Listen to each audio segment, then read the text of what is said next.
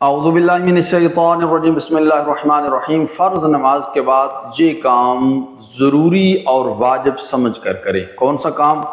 آپ دیکھتے ہیں کہ فرض نماز پڑھنے کے بعد ہم اپنی پوزیشن چینج کر لیتے ہیں یا بات چیت کرنے کے بعد تسبیح پڑھتے ہیں، حالانکہ جو فرض نماز ہے اس کے فوراً بعد تسبیح پڑھنے کا حکم دیا گیا، یہاں تک کہ اپنی پوزیشن جس پوزیشن میں انسان بیٹھا ہوا ہے اس کو بھی تبدیل نہ کرے، کسی سے کوئی بات چیت نہ کرے اور فریضہ نماز کے فوراً بعد تسبیح پڑھے۔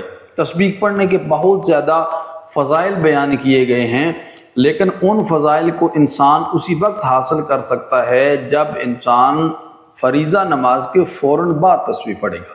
اگر آپ فریضہ نماز کے بعد کوئی بات چیت کرنے لگیں گے اور اس کے بعد آپ تسبیح پڑھیں گے تو یقیناً تسبیح کا ثواب آپ کو ہوگا، لیکن آپ وہ ثواب حاصل نہیں کر سکتے جو روایات میں ذکر کیا گیا ہے۔ دعا ہے رحیم پروردگار کی بارگاہ میں خداوند کریم ہم سب کو تسبیح سیدہ کونین سے صحیح استفادہ کرنے کی توفیق عطا فرمائے۔ والسلام علیکم ورحمۃ اللہ وبرکاتہ۔